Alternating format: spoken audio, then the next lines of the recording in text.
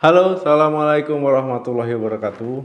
Teman-teman, ya penyakit stroke ataupun penderita stroke, ya ini banyak ataupun sering kita jumpai di sekitar kita. Ya sakit stroke ini bisa diderita oleh laki-laki ataupun perempuan. Ya mungkin dulu-dulu ya teman-teman taunya kalau penyakit stroke ataupun orang yang mengalami serangan stroke itu hanya mengenai orang tua. Ya tetapi ada juga ya orang muda itu mengalami penyakit stroke. Ada beberapa tanda ya teman-teman beresiko mengalami penyakit stroke. Kenapa harus tahu tanda-tanda ini? Ya supaya teman-teman bisa menurunkan resiko agar tidak terkena stroke. Jadi kita akan membahas ciri-ciri kamu bakal terkena stroke.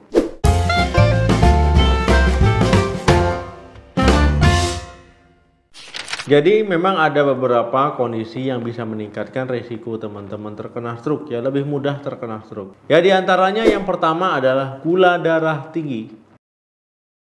Teman-teman ya ketika kadar gula darah tinggi terus ya tidak terkontrol, ya ini kalau kadar gula darah tinggi dalam waktu yang lama ini bisa merusak pembuluh darah.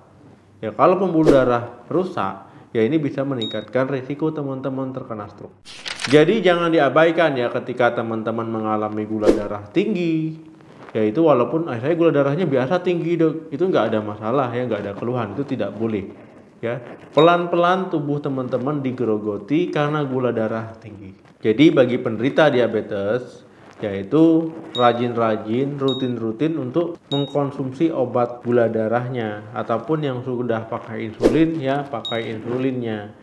Ya rutin untuk mengontrol ke dokter, konsultasi ke dokter. Ya jadi jangan menunggu ada keluhan baru ya pergi ke dokter ataupun berobat.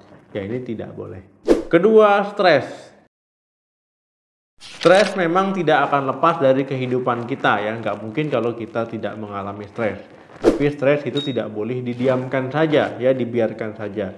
Kalau teman-teman mengalami stres yaitu harus diatasi ya supaya tidak stresnya berlanjut-lanjut ya ataupun terlalu lama. Nah karena kalau stres ya itu berkontribusi ya terhadap penyakit diabetes, penyakit darah tinggi, penyakit jantung ya. Termasuk ini bisa meningkatkan teman-teman terkena stroke. Ketika teman-teman bisa mengendalikan stres, ya ini juga menurunkan risiko teman-teman terkena stroke. Ya teman-teman bisa melakukan kegiatan-kegiatan positif.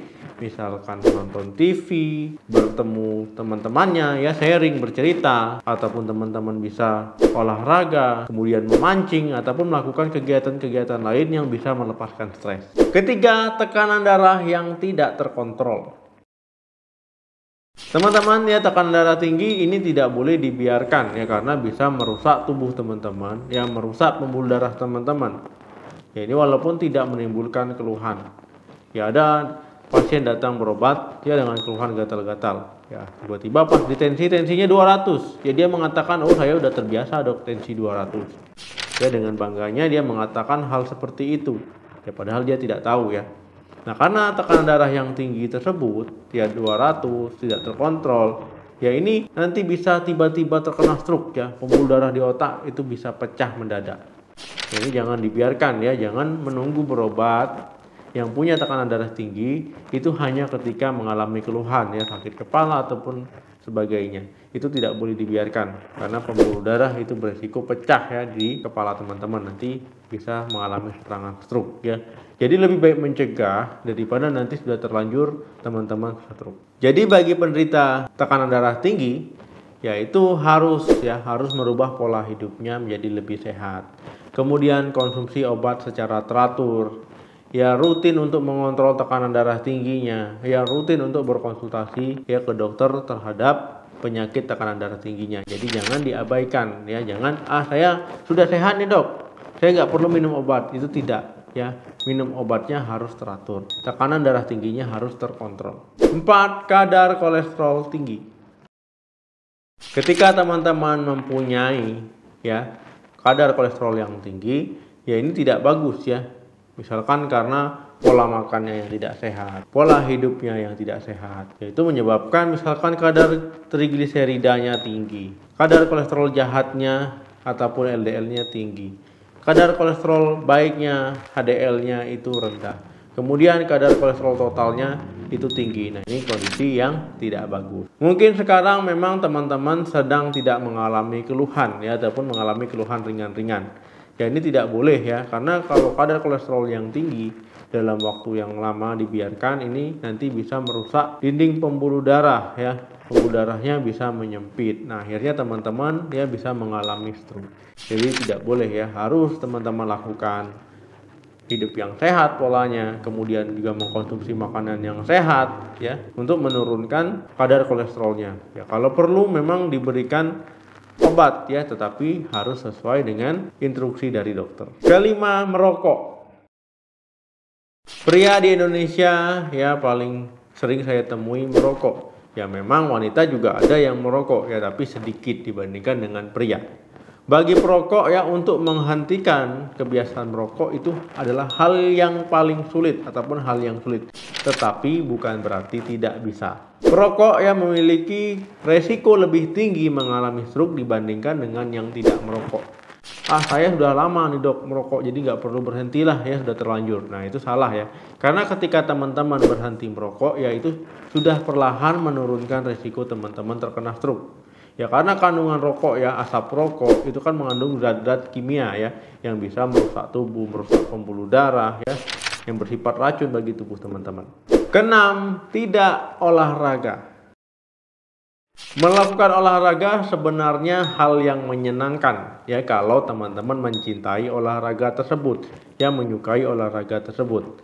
Ya, teman-teman akan terasa olahraga tersebut sangat mengasihkan ya ketika ada orang yang satu frekuensi ataupun ada sahabatnya yang hobi ataupun keluarganya. Ini akan cenderung olahraga. Tetapi ya faktanya di lapangan banyak orang yang tidak olahraga ya dengan alasan tidak ada waktu, capek, malas ataupun alasan lainnya.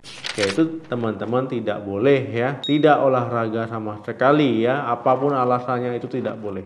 Lakukanlah olahraga misalkan ya 30 menit ya, ataupun dalam waktu 1 minggu itu 150 menit ya.